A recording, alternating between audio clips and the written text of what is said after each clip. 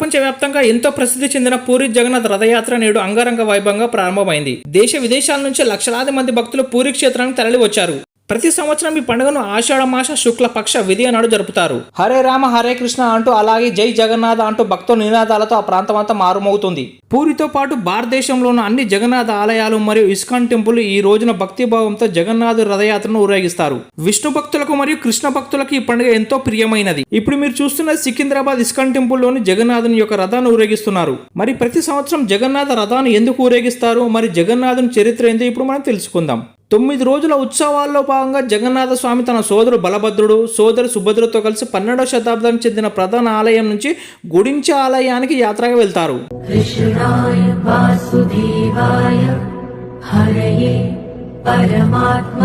పురాణాల ప్రకారం గుడించా ఆలయాన్ని స్వామివారి జన్మస్థలంగా భక్తులు నమ్ముతారు.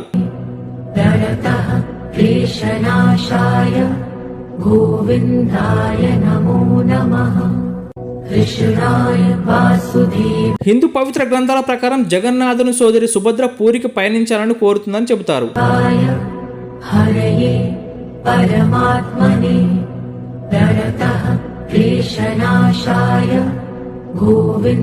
దేవి సుభద్ర కోరికను తీర్చడానికి జగన్నాథుడు అతని అన్నయ్య బలభద్రుడు పూరికి రథం నడిపారు.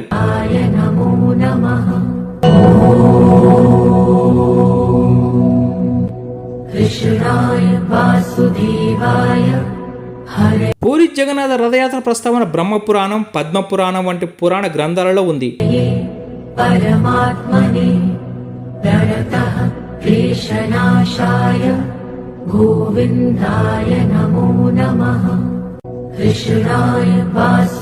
ఇది 460 సంవత్సరాలకు పైగా పురాతనమైనదని నమ్ముతారు.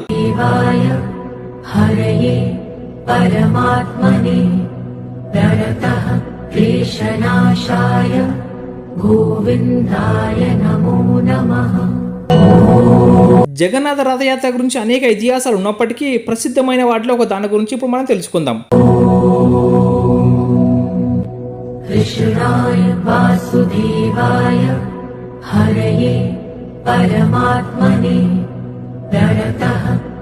పూరి జగన్నాథ్ ఆలయాన్ని ఇంద్రజిమ్న రాజు నిర్మించాడు. జగన్నాథుడు, బలభద్రుడు, సుభద్ర విగ్రహాలను గుడించా ఆలయంలో విశ్వకర్మ తయారు చేశాడు.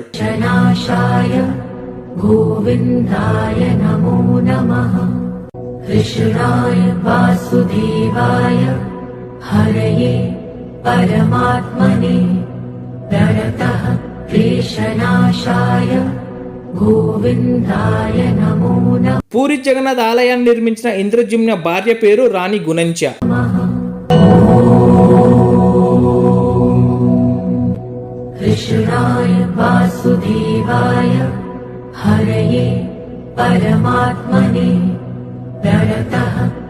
రాణి గుణించకి ఇచ్చిన వాగ్దానం ప్రకారం ప్రతి సంవత్సరం రథయాత్ర సమయంలో దేవతలు గుణించ ఆలయాన్ని సందర్శిస్తారు.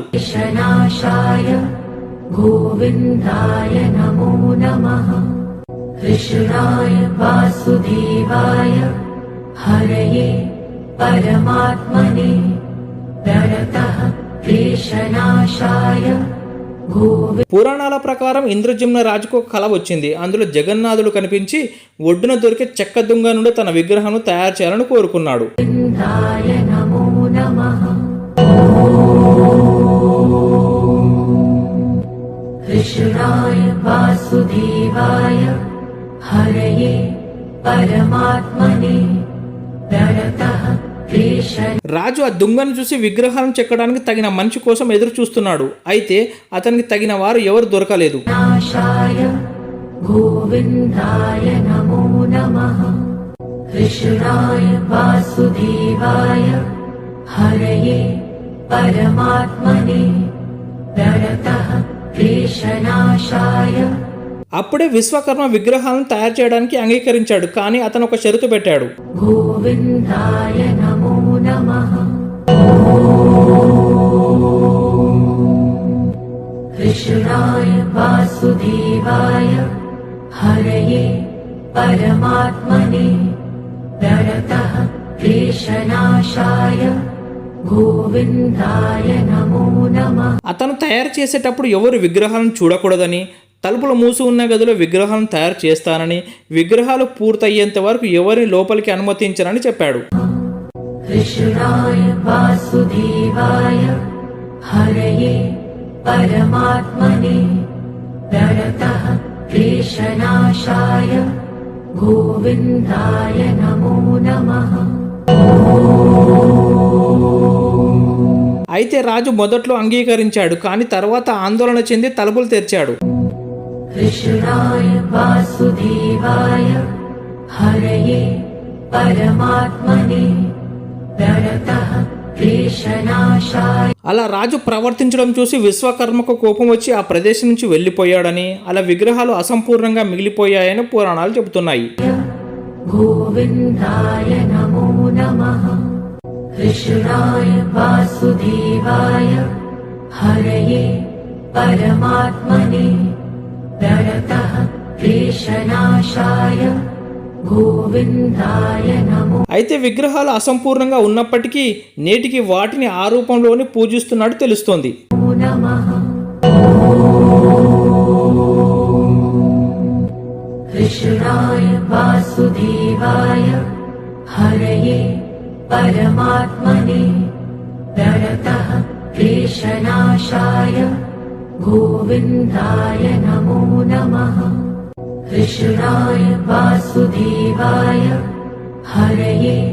అప్పటి నుండే ప్రత్యేక పూజా కార్యక్రమాల అనంతరం బలభద్రుడు, దేవి సుభద్ర జగన్నాథ రథాలను లాగడం ప్రారంభమైందని చెబుతారు. परमात्मने प्रणतः क्लेशनाशाय गोविन्दाय नमो नमः। कृष्णाय